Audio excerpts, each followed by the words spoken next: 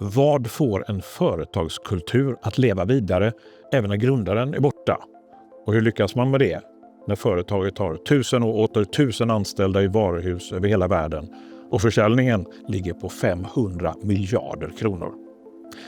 En person som funderade på det här var Ingvar Kamprad, grundaren av IKEA, vars personlighet fortfarande präglar kulturen på möbeljätten nästan 10 år efter hans död. Vad är då hemligheten? Hur lyckades han? Jo, svaret kan spåras till texten En möbelhandlares testamente som Kamprad författade 1976. Där skrev han ner sin vision och sina idéer för företaget. Idag förvaltas detta arv bland annat av Henrik Lundin, vd och investeringschef för IMAS Foundation. Det är en av IKEA-sfärens stiftelser. Henrik har skrivit texten Så lever Ingvar Kamprad vidare i vår bokserie Sikt nummer 3. Och jag träffade honom för ett samtal om värderingar och varför fler företagsledare borde börja skriva. Glöm inte att trycka på följ och like oss gärna i diverse spelare. Jag heter Anders Kraft. Det här är Sikt-podd.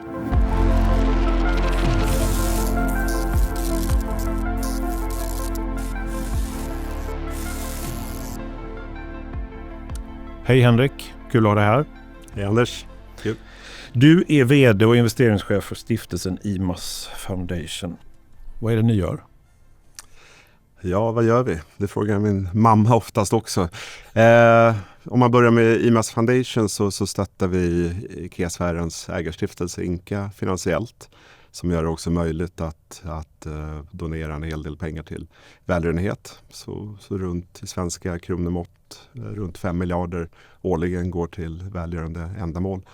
Hur vi gör det är att vi förvaltar en del pengar i olika finansiella tillgångar. Allt från företag till aktier, räntor, infrastruktur, projekt på ett ansvarsfullt sätt för att kunna då upprätthålla den här visionen om att ge tillbaka så mycket som möjligt till de många människorna som Ingvar alltid pratar om. Vad skulle det kunna vara för projekt till exempel? När det gäller välgörenhetsdelen så är ju det en verksamhet som sköts separat från deras sida. Men generellt så är det ett mycket klimatrelaterade projekt i de mest utsatta områdena. Så löser man klimatfrågan så löser man i alla fall en del av fattigdomen. Så det går till mycket projekt som gör klimatet eller miljön runt om de fattigaste i världen bättre. Hur mycket IKEA känner man sig när man jobbar i IMAS? Vi är oberoende stiftelse, vi sitter på ett annat ställe, men kulturen och värderingarna är väldigt mycket IKEA. Och jag har också en styrelse där vi har många långväga IKEA-anställda, allt från sönerna till Ingvar Kamprad till gamla chefer och vd:ar. Så att man gör sig påmind att man är en del av IKEA-miljön. Nu är det på hög nivå inom sfären. Men du började, även du, på ett möbelvaruhus. Ja, så var det faktiskt som sommarjobbare i Västerås. Så jag har sålt orientaliska mattor. Jag har sålt varm korv med bröd. Jag har varit i restaurangen, så det var så min IKEA-karriär började. Men sen tog jag en omväg på rätt många år inom finansbranschen, inom mestadels bank. Men jag började faktiskt som journalist efter då min IKEA-erfarenhet. Ekonomijournalist för sen att bli chefstrateg på Nordea och så tillbaka då, cirkeln slöts. I Sikt i textsamlingen vässade pennan skriver en text om grundaren bakom den här stiftelsen som du leder idag. Vad fick dig att skriva texten? Jag är fascinerad av företagskultur överlag. Och sen kan man väl säga att när jag började jobba på stiftelsen kom jag närmare den kulturen som beskrivs så väl i möbelhandlarens testamente. Och jag tycker den historien är väldigt underberättad för gemene man. Det är ett dokument som är öppet för vem som helst att titta på. Men jag själv hade inte riktigt tänkt på att det var ett sånt kraftfullt dokument. Så att jag tyckte att en större målgrupp kanske kan få veta lite om hur det hela började och hur det kan vara så att de här värderingarna och kulturen som har levt minst 50 år kan överleva också grundaren själv. Du har det med dig, det som heter en möbelhandlares testamente. Exakt. Liten skrift, ser ut som en liten instruktionsbok nästan. Man känner på den. Stor som en liten handfickkalender som man hade förr. Ja. Och ser ut som det skulle kunna vara en liten instruktionsbok för en avancerad produkt som måste monteras. Exakt. Men det här är alltså dokumentet. Det låter nästan som något andligt, men det är det inte. Vad är detta? Man kan säga att det sammanfattar kulturen och värderingarna i IKEA som Ingvar en gång såg det. Och han kände väl när IKEA började expandera globalt att det fanns ett behov av att kunna förklara den delen.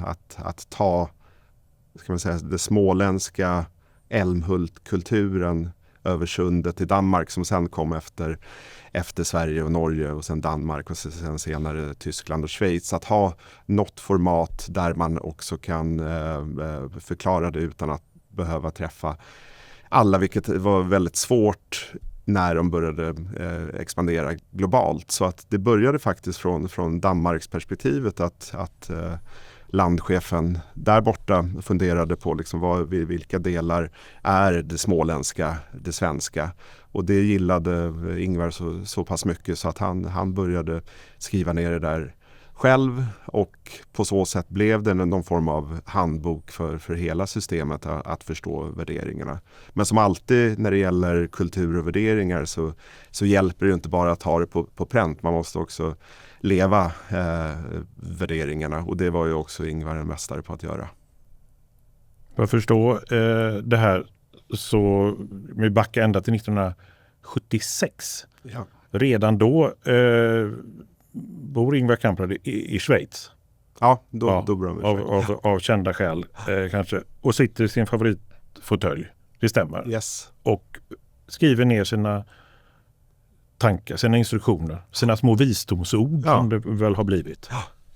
Han skrev ju alltid anteckningar på sina utmönstrade papper, allt dagarna i ända egentligen. Så att det fanns en kultur att också skriva, och lika så här. Och det visade sig vara en rätt stor framgång. I den här texten så har du valt ut sju citat ur testamentet. De säger ganska mycket om både Ingvar Kamprad och om IKEA-kulturen. Vi hinner kanske inte med alla.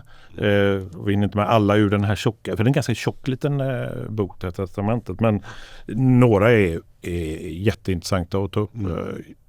Jag tänkte vi skulle gå igenom lite för att prata om. Ja, men absolut. Kul. Endast den som sover gör inga misstag. Att göra fel är den handlingskraftiges privilegium. Det är kanske ett av de mest kända citaten också från Ingvar Kamprad. Hur han såg på mod och misstag och lärande, va? Exakt. Ja, men den är ju, jag tror den berättar rätt mycket om inte bara att sälja möbler, men också mycket i andra branscher. Och jag själv tillhör ju mer då kapitalförvaltningen och förvaltar pengar. Jag känner att det är minst lika relevant för det jag gör. Att man måste våga ta risker för att det också ska kunna bli något bra av det. Och han var ju väldigt noggrann med att uppmuntra att också kunna ta det där steget, att också våga för att också kunna skapa potential. Så det finns mycket anekdoter om Ingvar, ska jag säga, och de flesta är väl sanna.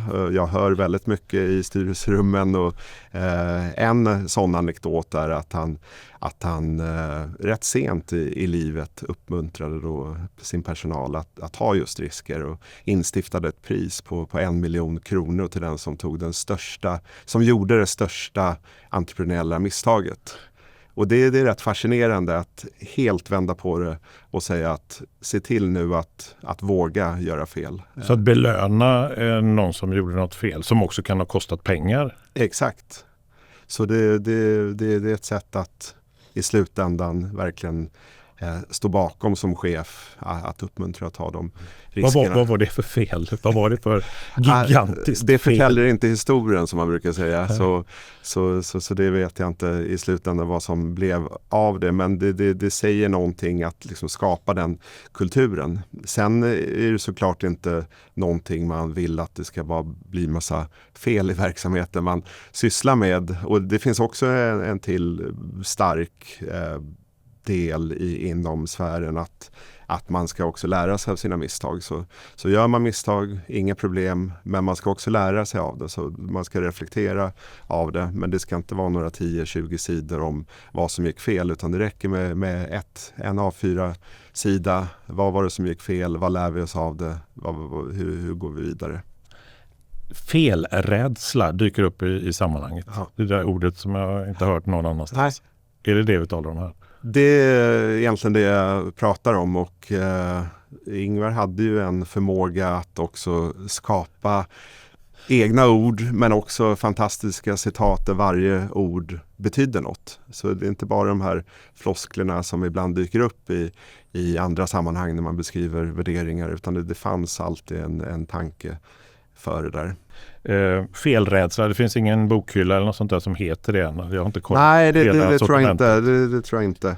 Men om man läser vidare där när du nämner felrädsla, så säger han då: felrädsla är byråkratins vagga och all utvecklings fiende. Det är rätt starka ord. Det är tunga grejer. Ett citat till. Ja. Slöseri med resurser är en av mänsklighetens största sjukdomar. Var det så? Ingvar Kamprad tyckte att det var sjukligt att slösa. Ja, och jag tror utgångspunkten där från mitt perspektiv handlar ju om att det man gör i rollen som IKEA är att man försöker skapa en produkt och möbler till de många människorna som man pratade om till ett så lågt pris som möjligt. Och då är hela resursutnyttjandet centralt i det. Och han brukade ha ett exempel på det där, att det är inte jättesvårt om du får uppdrag att göra ett skrivbord som ska kosta 10 000. Men om du får ett uppdrag att göra samma skrivbord med rätt funktioner och kvalitet för bara några 100-lappar, det är bara en mästare som klarar av det. Och det är den kulturen som han signalerade ut. Idag när vi talar om cirkulär ekonomi så skulle någon kunna säga att det bästa är inte att handla överhuvudtaget. Talade han mest om slöseri i själva produktionen? För den var inte ifrågasatt från honom. Eller finns det någonting som skaver här när man tänker på att IKEA lever ju på att producera massor och att massorna ska handla massor, eller hur? Nej, exakt. Så kan man ju tänka. Men det är ju också hela liksom, vad ska man säga, det livet som Ingvar levde handlade om att vara så sparsam som möjligt i sina egna resurser, också i konsumtion.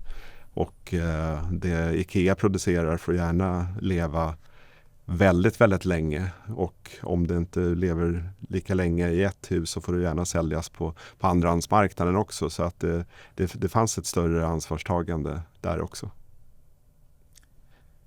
Du hinner så mycket på 10 minuter. Det är också ett starkt citat som också handlar lite om resurser, för att det är tid, och Ingvar pratade om att man skulle tänka livet då, eller i det här fallet affären, som 10 minuters perioder, och att varje 10 minuters period skulle ha en mening.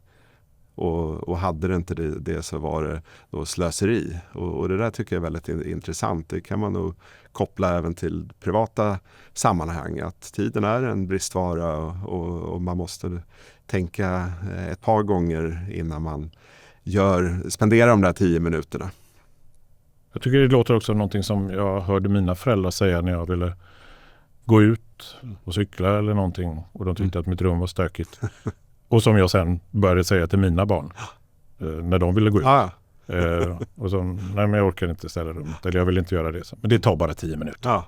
Är det så man kan tillämpa det även i men vanliga livet? Jag kan tänka att alltså, du har väldigt mycket dödtid. Jag säger inte att man inte har rätt att helt slappa och göra något fullständigt onödigt. Men du hittar viktiga 10 minuter under en dag. Det kan vara på tåget på väg till jobbet.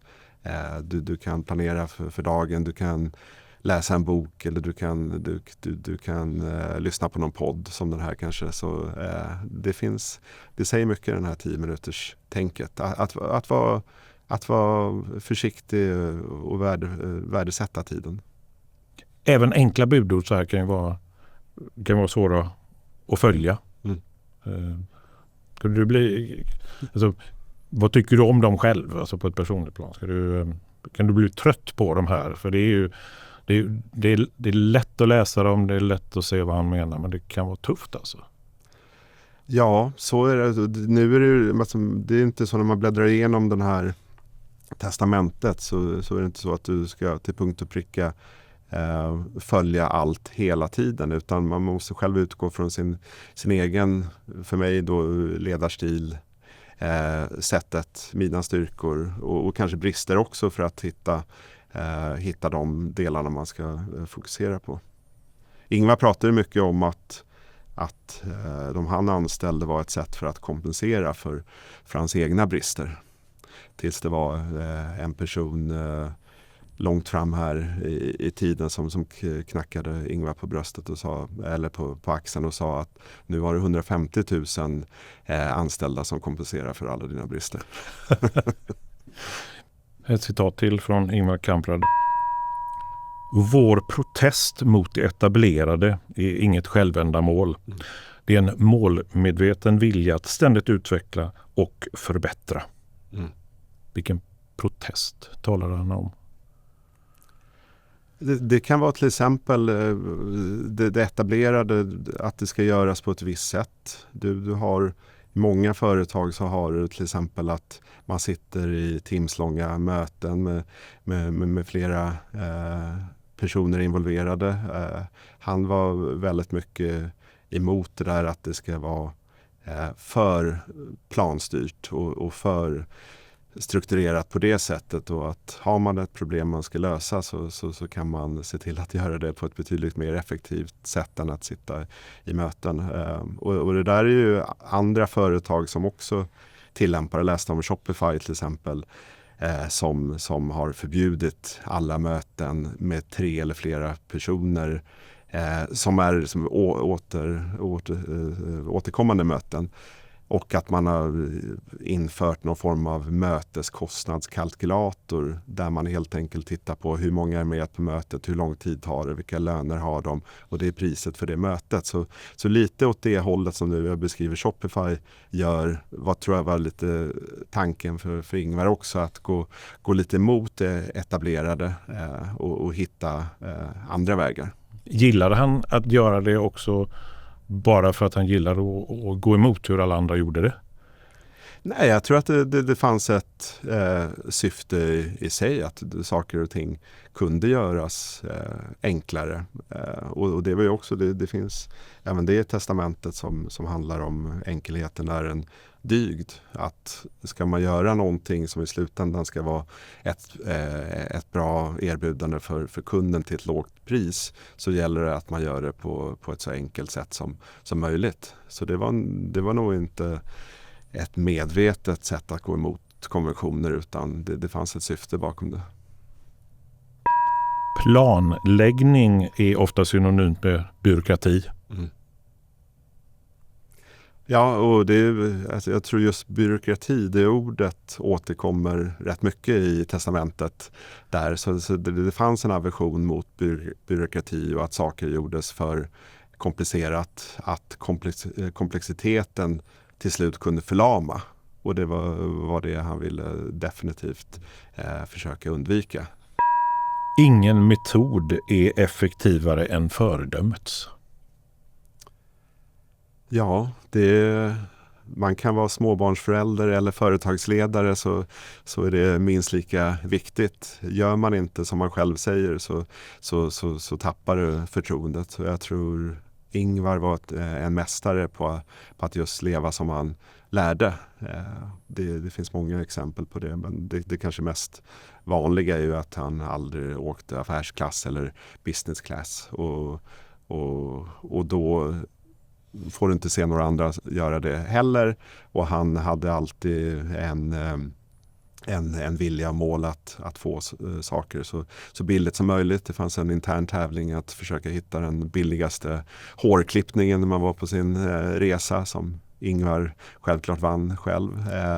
Så det är väldigt viktigt att tänka i de banorna. Och där är det någonting jag själv ser när jag jobbar på stiftelsen och har vi styrelsemöte så är det ofta man får se en styrelsemedlem tömma diskmaskinen och hjälpa till. Så tillsammans är ju ett av de orden som har varit väldigt viktiga för Ingvar. Och det finns också här, det är inte som en tes, men det finns något som heter IKEA-ordboken där tillsammans är en av de viktigaste orden.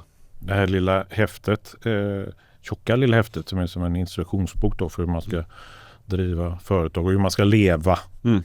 Det är lite tummat, ditt exemplar. Har du det med i fickan var du än går? Ja, alltså den här brukar vara i min portfölj alltid. Och ibland tar man upp den och tittar. Är det någonting man har missat? Är det någonting som man kan tänka i sin egen vardag? Så att den är absolut väl använd. Och som du kan se så har du en hel del kommentarer och underlines här också. Så. Hur noga var Ingvar Kamprad med att vårda den här bilden av sig själv som snål mot sig själv och ekonomisk i alla sammanhang? Jag tror inte han behövde anstränga sig mycket för att vårda den, för att det var väldigt så han var på så sätt. Så att, men det är tillbaka till leva som du lär. Det han har skrivit i testamentet kommer väldigt mycket från en stark tro på att det är så man kan bedriva ett företag. Och då är det inte så svårt att se till att det sker. Så det är väldigt inrotat i hans sätt att vara. I texten som du skriver, Henrik, i sikt nummer 3 så beskriver du en särskild dag i Älmhult. 2017 är detta. Ett globalt IKEA-möte där som kallades 1K till 3K. Ledare och leverantörer samlades från hela världen. Ingvar Kamprad hade då 1 år kvar att leva. Kan du ta oss tillbaka till den dagen? Ja, det var till och med kortare än så det var 4 månader innan han gick bort. Så det här var en samling i Älmhult som beskriver inte bara för IKEA-anställda men också leverantörer och kunder. Och det var ju mycket så IKEA funkade, att man var väldigt öppen med när det var feedback och blanda in hela värdekedjan i sådana möten. Och där hade jag förmånen att få vara med. Det var kallat då 1K till 3K, vilket där K står för Kamprad. Så det var någon form av överlämning från en generation till en annan. Och det här var ju en tid då han var redan 91 år gammal. Så det fanns ingen förväntningar att Ingvar skulle komma till just den här samlingen. Utan det här pågick utan honom, men samtidigt fanns det någon tyst förhoppning och en känsla i rummet att kanske det skulle komma någon hälsning från Ingvar via videolänk eller via någon hälsning från grabbarna som man kallar sina söner. Men sen mot slutet av dagen så öppnades dubbeldörrarna till vänster, jag minns det väldigt väl nu, och där kom Ingvar in på rullstol inne i salen. Och det här var ju som en aula med 200 personer och folk blev ju väldigt förvånade men också till sig av det faktumet att han kom in där. Och det blev väldigt känslosamt. Så han satte den här generationsöverlämningen som mycket handlade om att lämna över kulturen och värderingen för att göra det odödligt som Ingvar ville. Satte den billigt helt enkelt. Och han hade ju Han var ju gammal och hade ont, men han var väldigt mycket medvetande och lös upp flera gånger och tog orden från de övriga som talade, och också när det gällde kultur och värderingar kommer in där med sina visord. Så det var ett starkt minne som jag inte hade förväntat mig, men som kanske också satte lite prägel på det jag nu skriver i sikt. Påverkar det dig? Det märker jag ju nu när du berättar om det också. Hur märkte du det på övriga där? Att det här var ett speciellt ögonblick? Ja, det var ett speciellt ögonblick, och även ska jag säga då, det här var ju Älmhult och han var ju ett känt ansikte i varuhuset i Älmhult. Så många från den delen och även varuhuschefer, de har ju sett Ingvar mycket i butiken, men även där så blev det väldigt känslosamt och blev ett fint sätt att förstå värdet i just värderingarna som uttrycks i det här dokumentet. Och för gäster som kom utifrån så var han väl närmast en mytisk figur, var han inte? Ja, han är en mytisk figur även för mig, ska jag säga. Så att har du en inköpschef från Kina som får uppleva det där så präglar det nog väldigt mycket av framtiden för den personen. Ett sista citat från de som du valde ut. Det mesta är ännu ogjort. Underbara framtid. Det är fint. Aha. Det uttrycker lite hopp också. Och jag tror att det handlar också om att förstå att även om det känns som man kanske har missat tåget, nu tänker jag igen från ett investerarperspektiv, så vet man att mycket kommer hända i framtiden. Och jag tror Ingvar kopplade också till att få saker helt färdigställt och gjort. Det är som ett sömnpiller i princip. Man måste ha också känslan att det finns en framtid som man kan sätta sin prägel på. Och det tycker jag speciellt i de här tiderna är viktigt att också ha den där positivismen och optimismen i det man gör. Och att inte bara se problemen. Och han var en mästare att se möjligheterna och lösningarna. Dagligen, hur viktigt är det här med kultur och värderingar som du då har påstår jag ärvt också genom en möbelhandlares testamente i ditt jobb idag? För mig är det helt centralt. I mitt jobb så handlar det om investeringar, men det handlar också om att hitta motparter som också delar värderingar och kultur bortom de siffrorna som man ser i pitchen eller vad det nu kan vara. Så att det är väldigt viktigt att försöka liera sig med de motparter som också har sunda värderingar. I sikt nummer 3 har du skrivit och kommenterat och berättat om Ingvar Kamprads citat. De finns i en möbelhandlares testamente också. Vi gillar ju att läsa. Och vi gillar ju att höra vad andra läser. Har du något boktips? Absolut, men först vill jag säga att det är inte bara om att läsa, det är också att skriva, och det är någonting som jag också vill med den här texten, att uppmuntra andra företagsledare att också sätta ner sina egna tankar på pränt. Det ser jag mer nu bland unga entreprenörer, att du ser mer av den varan också på sociala medier. De uttrycker deras filosofier på LinkedIn och så vidare. Men så det är också en uppmuntran om att skriva, inte bara läsa. Men läsa är jätteviktigt, och jag tror de bästa ledarna läser väldigt mycket också. Och det finns väl olika delar på, om man ska ge ett lästips som mer är på samma skola, om man tänker mer på företagskultur eller organisation, så finns det en professor som jag själv har haft förmånen att ha haft från INSEAD i Frankrike, som heter Erin Meyer, som skrev en bok som heter Culture Map. Och det tar en ytterligare dimension, för när vi läser om kultur och värderingar som i till exempel testamentet, så tar inte det egentligen hänsyn till olika geografier eller kulturer. Och det Erin Meyer skriver i Culture Map handlar om att sätta det i relation till olika kulturer. Så hon delar upp det i 8 olika dimensioner som kan vara allt från hur man kommunicerar som ledare, inte bara ledare ska jag säga, men hur man kommunicerar, hur man ger feedback, hur man ser på tillit och så vidare. Så 8 olika dimensioner, och det är kanske inte en jättestor nyhet att det är olika sätt att tolka det där beroende på vilken kultur man kommer ifrån. Men hon sätter det i ett relativt perspektiv så man kan förstå vad som händer när en tysk träffar en japan, när en amerikan träffar en engelsman som man kan tycka är samma anglosaxiska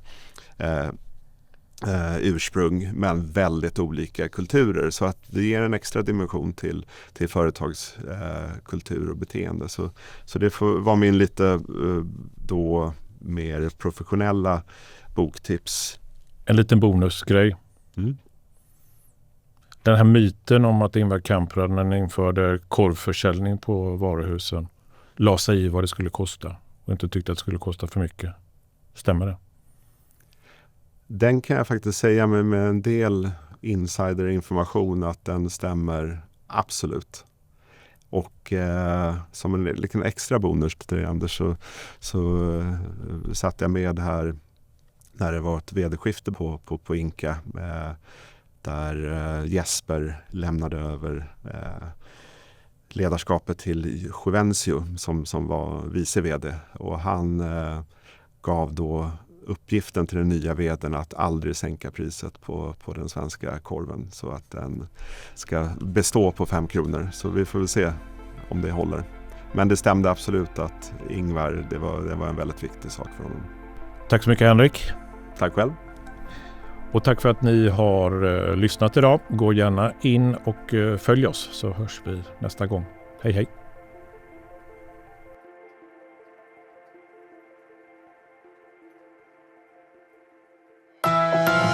Det här var en produktion från EFN. Ansvarig utgivare Anders Hägerstrand.